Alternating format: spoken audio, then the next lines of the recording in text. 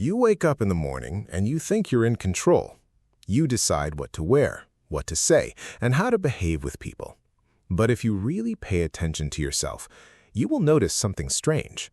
Most of your reactions are already decided before you even think. You don't plan them. They just happen, like a reflex.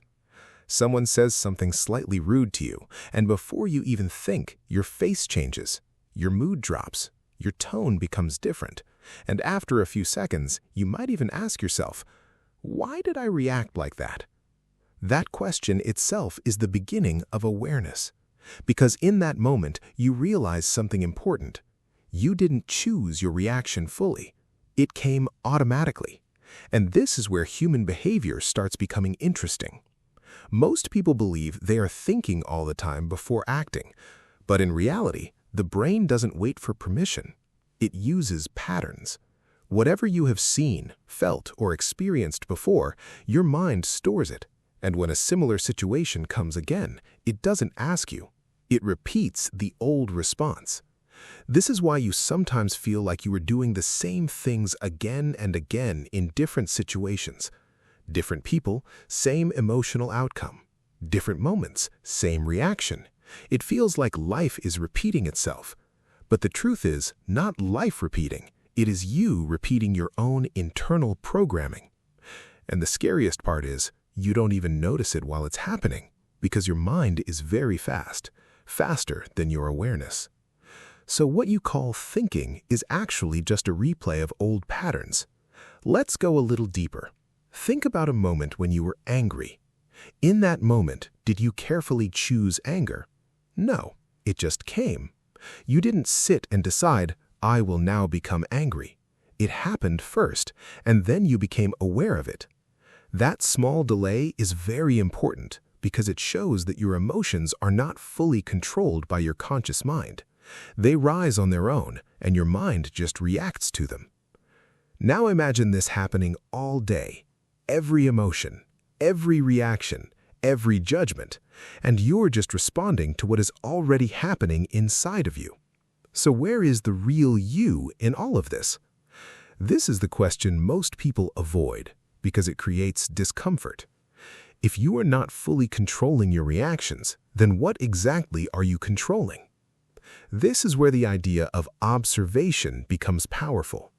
There's a small shift that happens when you stop being inside the reaction and start noticing it. Instead of becoming angry, you start noticing, anger is happening inside me.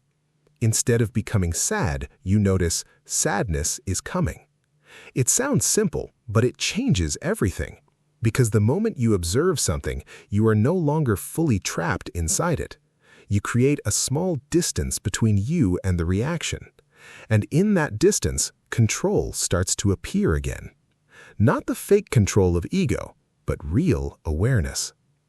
Most people live their entire life inside reactions without ever stepping outside to see them. That is why they say things like, this is just how I am. I can't change. I always react like this. But in psychology, this is not identity. This is conditioning. Repeated responses that became automatic over time.